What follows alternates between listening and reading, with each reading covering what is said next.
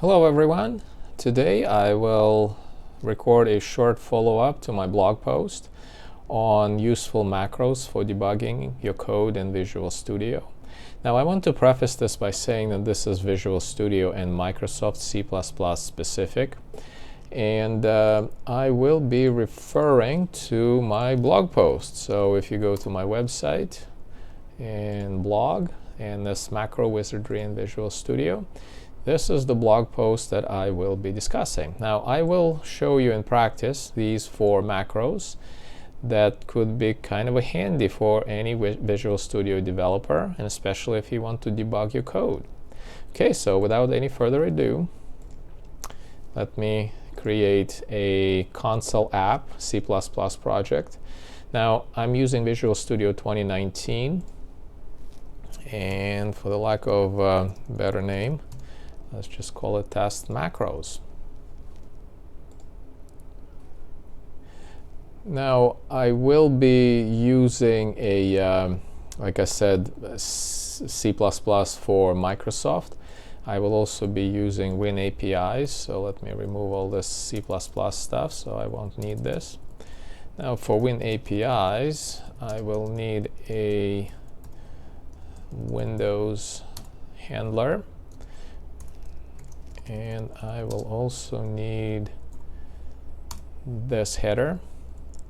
Now I will need to change the main a little bit to the old definition. Now to make it simple, I'm going to copy and paste the name instead of seeing you type it, so let me do it real quick. It's just so that it can pass command line parameters for us, and we need to return.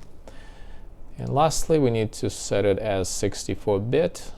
I just prefer to use newer technologies instead of using x62. And what else we need to do is actually add a header file. I'm going to call it defs for definitions, where we will be adding our macros. And then we need to add it here. Okay, so let's make sure that it compiles, and it does. Okay, well, let's go back to my blog post and look at the first macro. Now this one is kind of simple, so let me just take this example here, copy and paste it from my blog, and we need to define alparam to whatever, you know. Okay, so we have a very simple example. Let's make sure it compiles again. So let's say this get app command alparam. Now if we look at it on MSND, this is indeed a macro. Now sometimes you might be wondering, now you have a macro, but what does it unfold into, right? What does it expand into? Now this one is kind of silly example because there's not much to this macro. I just used it for simplicity. But some macros can be pretty complicated. The latest versions of Visual Studio have a really helpful IntelliSense that works in a nice way. So if you hover your mouse over the macro, like here, it will show you what it expands to, right? Which is really nice. And this is really nice if you need to like quickly look into it. But sometimes you may want to like copy and paste it, which unfortunately you see it doesn't let you. Plus, this little pop-up is not available in older versions of Visual Studio. So that is why I'm going to show you one handy macro that you can use to actually expand it without that IntelliSense. So what you need to do, let me just copy and paste it from here so that you don't have to watch me type. And let me paste it here. So the only thing that matters for you is this macro, which I called expand macro. That does the job.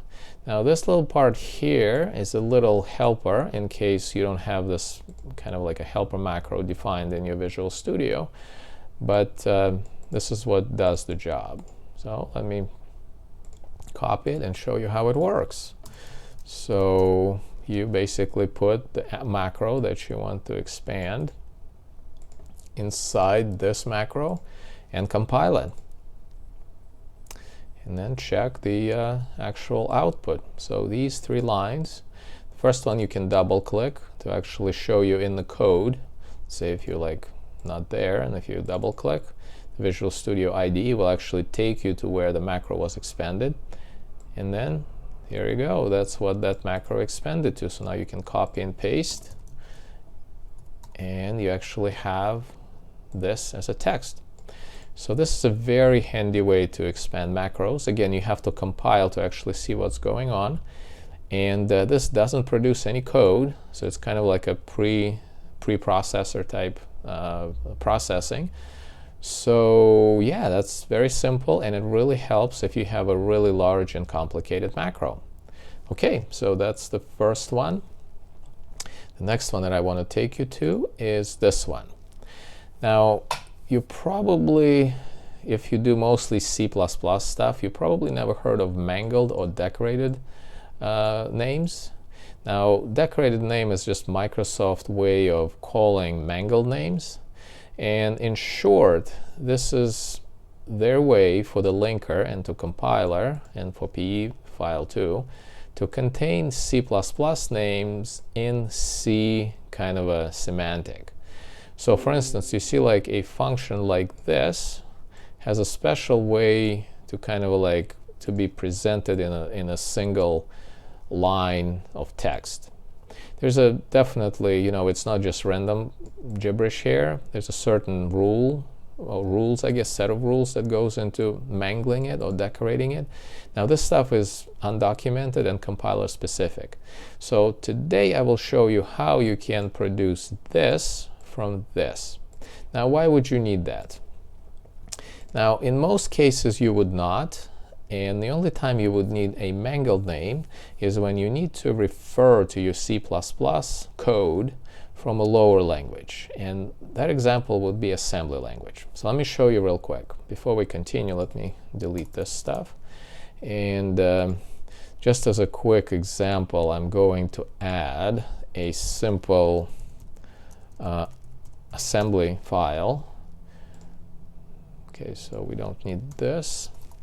And just to kind of show you, you know, that it compiles, let's just do really simple code and let's say some awesome func. That's, I'm sorry, that's the procedure and procedure. So I'm just doing basic assembly here. And before we can continue,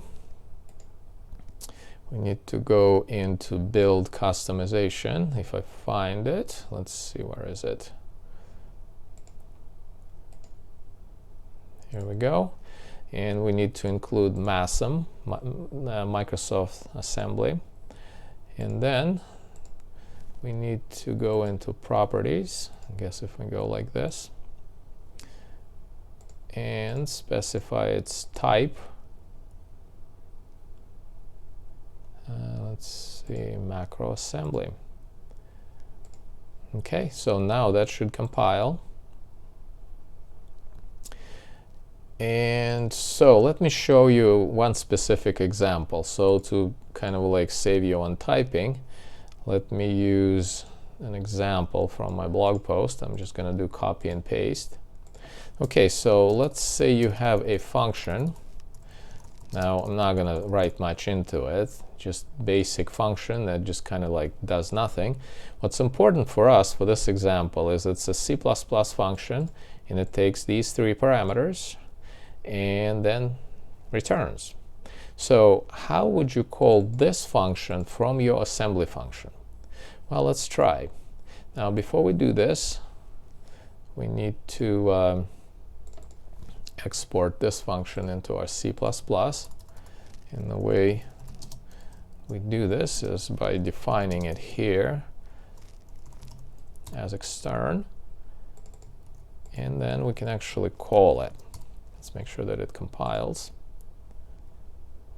Now right now what happens is that we call our awesome function, or this one, and that function just returns and doesn't do anything. So our goal is to call this function from our assembly function. So how do we do this?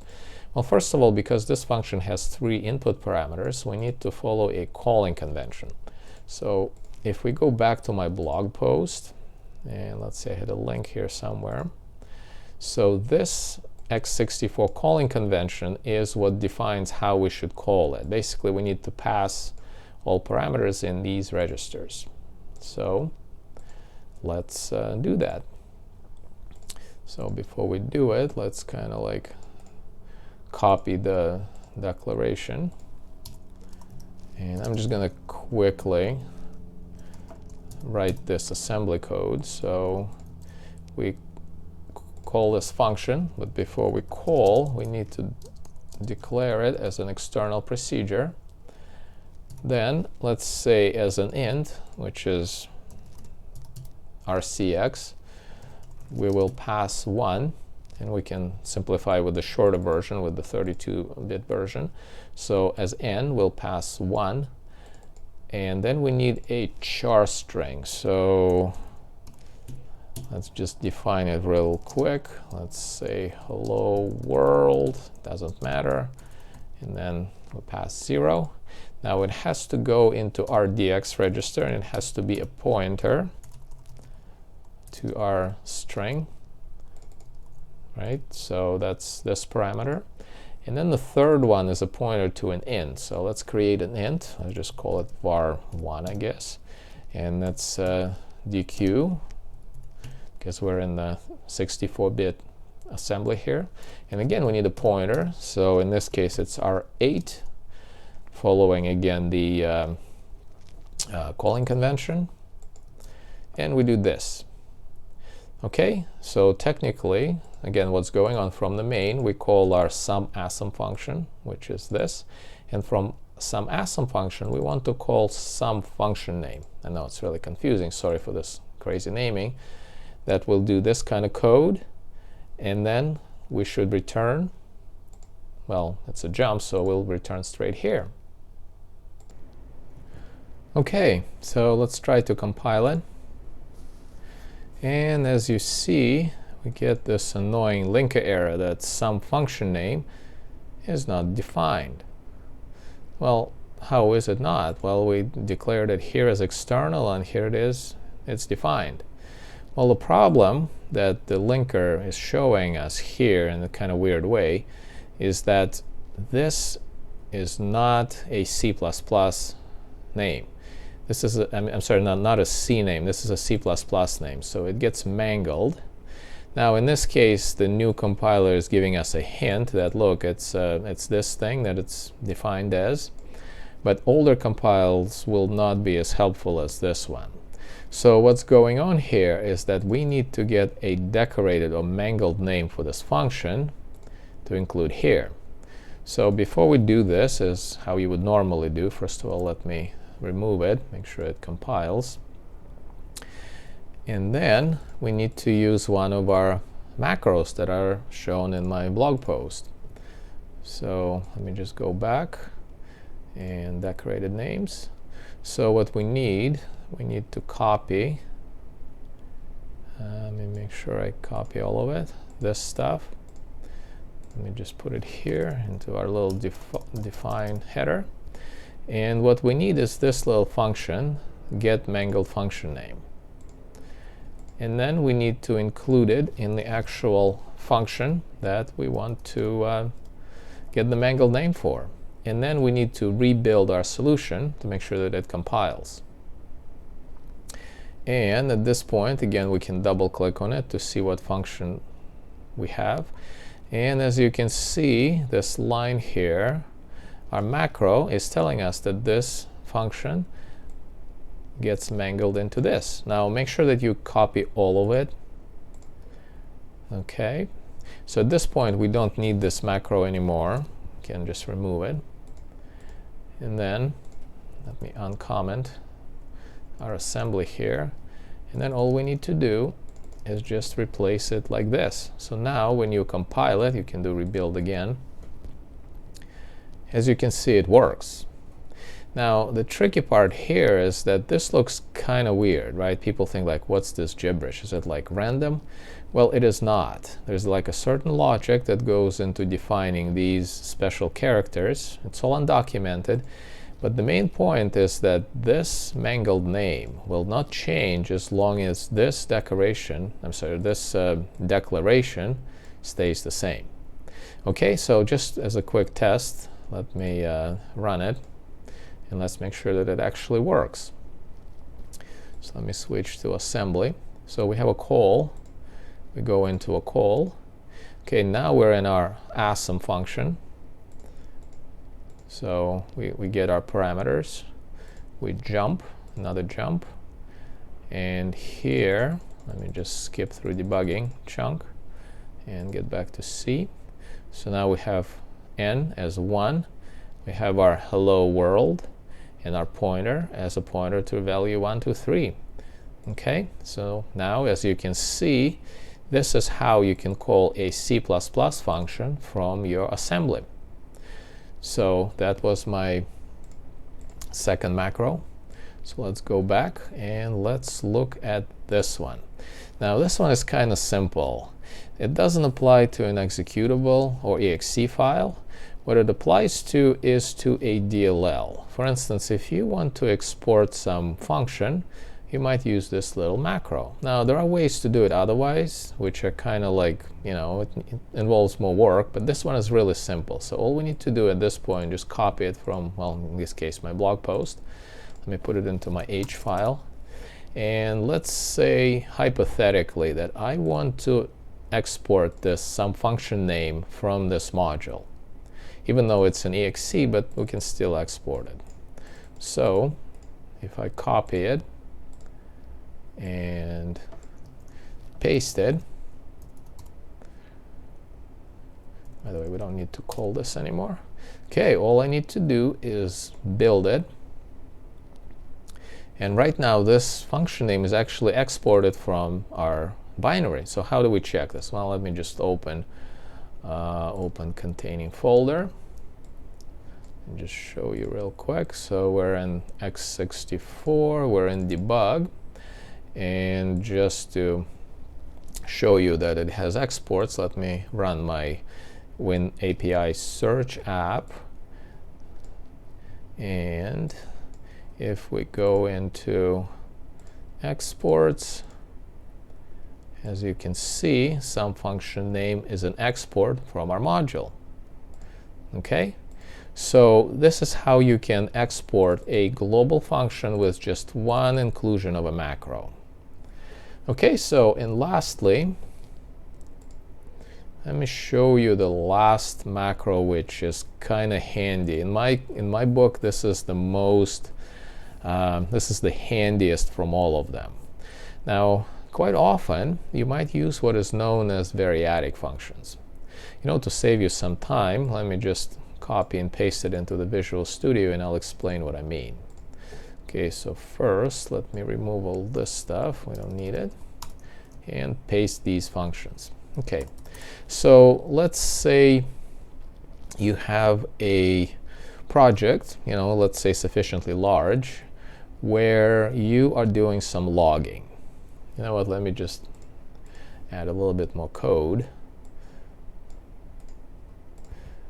Let's say in your main function,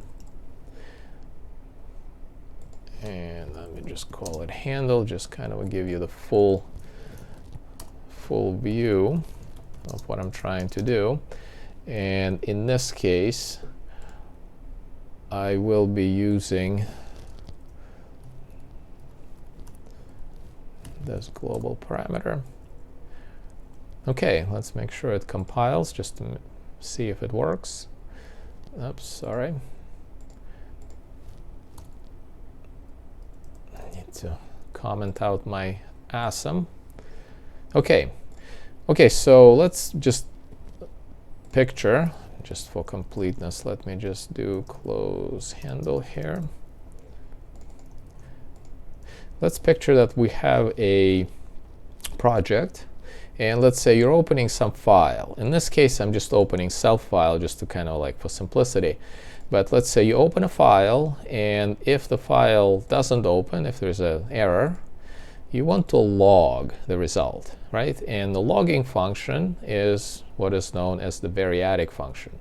Now what it does is that it can specify any random number of parameters at the end depending on these, what I call printf format specifiers. You probably used them before in the actual printf function, but in this case it's kind of like a custom variadic function. I have two of them, which I will show to you later, but basically that's what it is.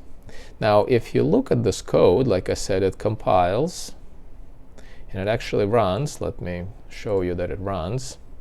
So if you go, the file gets opened all right and closed, and our app exits. So it seems like there is no problem at all, right? Well, indeed there is a huge problem, because as you can tell by this little message here, well, there is a problem here. Let me show you. For instance, if I create some file name that doesn't exist, like this one, right? It's clearly not a file name. And if I try to open it, it will obviously not open. And then if I try to call this logging function, well, I get an access violation reading location situation. Now what this means in your actual production code is that this is quite easy to miss this little clause here, because again, this is an error condition. This happens only if our file here doesn't exist. Well, sure enough, it would be nice if someone goes through all the testing of the app and locates every single situation like this, but quite often it's very easy to miss.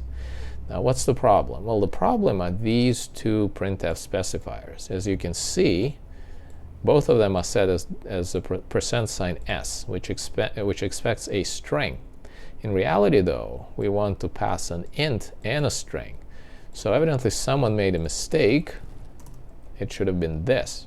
So now if we do this, it will compile and it will run, and it won't crash. You see, like everything is fine. But in the original situation, that will create a crash. Right? So which is not good, because literally because of some latent bug like this little S versus D, you can crash your whole process.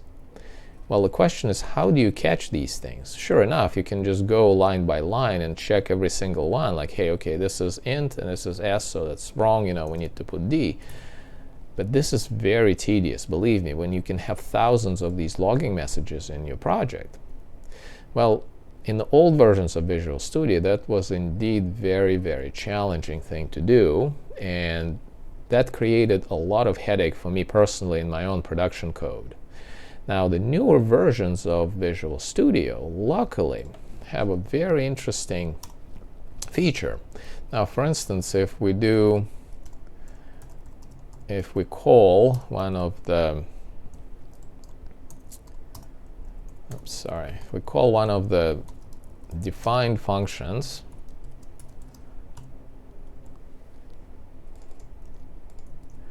with the wrong parameter and compile it, the Visual Studio actually gives us a warning that says, hey, wait a second, that's not good. You put D, which expects an int, but in reality you're passing a string. That's what this warning says.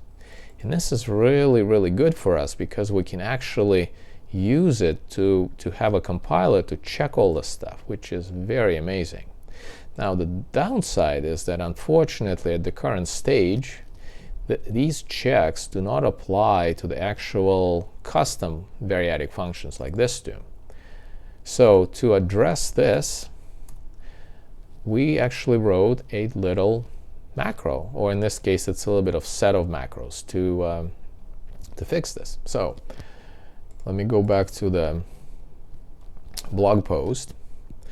Okay, so the first thing we need to do is to change our variadic functions.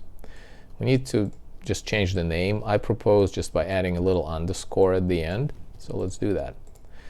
So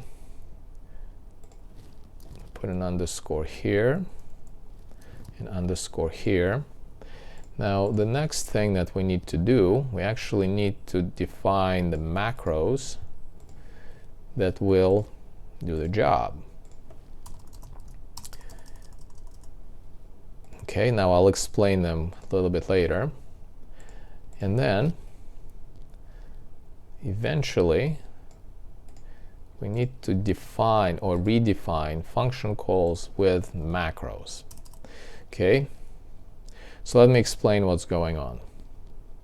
First of all, let me compile. Okay, now look at this. Now we can actually, so like if I move away, and again if I rebuild everything, the compiler actually gives us a warning that says, hey, you used this format string s, but you passed something else. You can double click on it, and it actually shows us the line. How cool is that? So now you can correct it, build it again, and now the warning is gone. So this is a really, really, really nice feature in the newest compiler. Now you will need Visual Studio 2017 at least, or 2019 to make this work, but this is really, really, really nice. Now let me again show you how this thing works. So first we have a function, hold on, let me just do. Okay, first we have these two macros. Now, instead of a function like this used to be, we redefined it as a macro. And the macro has two options. Now, one is when we compile it under debug configuration, and the second one under release configuration. Now, release configuration, if we build it, will remove all of these macro checks. So it literally just directly connects this to a macro. So we're not doing any checks. But what's important for us is that when we are in debug configuration, we invoke this check variadic function on our, macro on our function. Now let's go and check this check variadic thing. Well, what it does, it expands every single function call into a double call or a comma operator. Now, first it calls our actual function, and the second thing what it's doing, it's calling one of those predefined function that are actually checked by the compiler with our arguments. And if you look at this function, let me just do it real quick. I linked to it from the actual blog post. So this is kind of like a printf that prints into a buffer. So it really doesn't matter for us what it does, but what it's important is that we don't really use its printf function, because we pass nulls and it doesn't crash. It just doesn't do anything. What's important is that we pass it our arguments that we would normally pass into our own function. And because we do this, let me just get back, this function is used by the compiler to check these arguments. So this is kind of like a hacky way of using this built-in functionality. Hopefully in the future Microsoft will change this and will actually implement those checks for every custom function, but for now this is really a lifesaver. Now the only downside that I want to show you, let's say if I use this little variadic function, and let's say first parameter, we would use a message box. And let me just do, box, not beep. So null, let's say hello. And this one is a box, and message box, okay. So now this little macro expects an int, which we'll use as a return code from the message box. And let's say my name is, say if I mistakenly put the wrong value, and again if I compile it,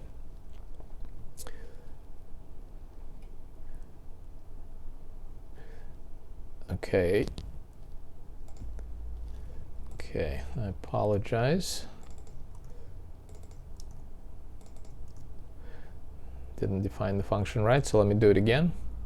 I'm sorry, didn't define the macro. I had the different name here. And okay, so as you can tell, it actually catches that, hey, instead of D, it has to be S. But there's a little bit of a problem here. So let me show you. So now if we corrected it, let me run. As you can see, it shows 1.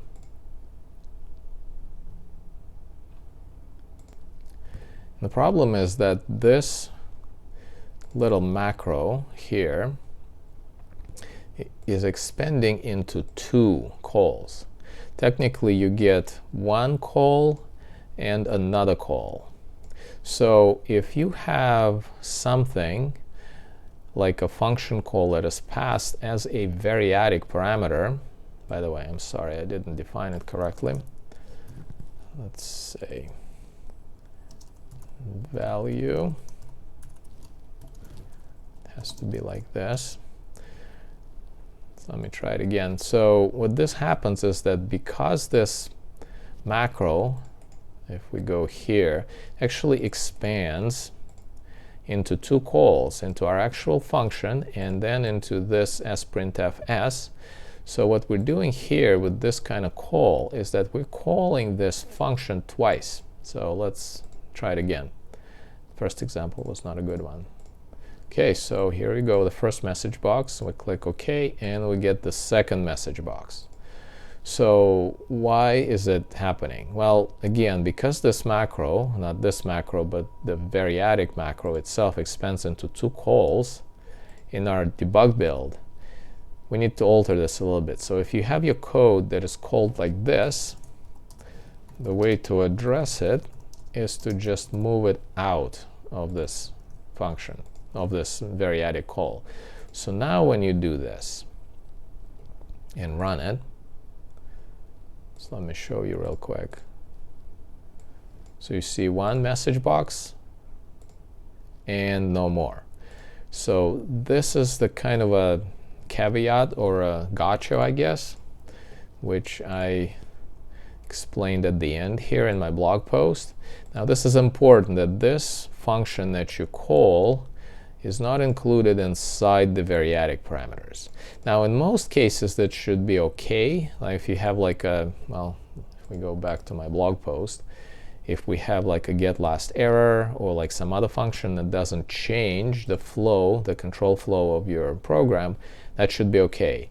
But this is the only kind of gotcha that I would watch out for. Otherwise, again, I'm really happy with this macro. I'm using it a lot in my projects, and it actually found some latent bugs for me. Okay?